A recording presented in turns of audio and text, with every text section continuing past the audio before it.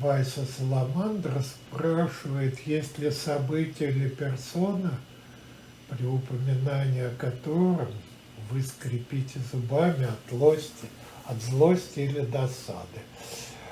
Ну нет, Бася, я фаталист. Я считаю, что э, отдельное событие, отдельная персона — это даже те, которые находятся на пути там, развития людей, человечества, поперек лежат. Это ну, естественный процесс. Расстраиваться по этому поводу или скрипеть зубами неинтересно, бессмысленно. Есть люди, которые мне не нравятся,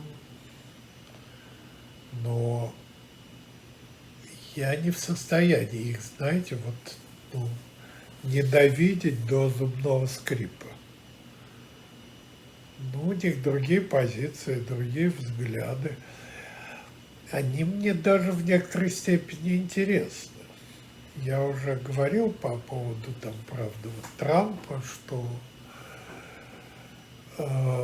критика, которая раздавал в его адрес, она была полезна ему самому.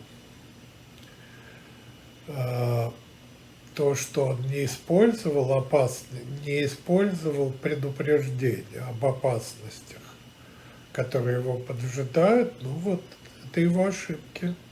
Но предупреждения эти были. Ну, даже вот такой политик, как Боровой, там на «Эхе Москвы» размещал какие-то алармистские призывы к Трампу, и не только, и в роликах. Вот. Так что сопротивление материала — это необходимо. Это, знаете, когда вы быстро движетесь, то ветер в лицо — это не раздражающий фактор. Это приятный фактор, это фактор, стимулирующий движение, подтверждающий тот факт, что движение происходит, оно есть. И бороться с этим, ну, во-первых, бессмысленно, вот, а во-вторых, просто в этом нет необходимости. Зачем? Я не считаю необходимым с этим бороться.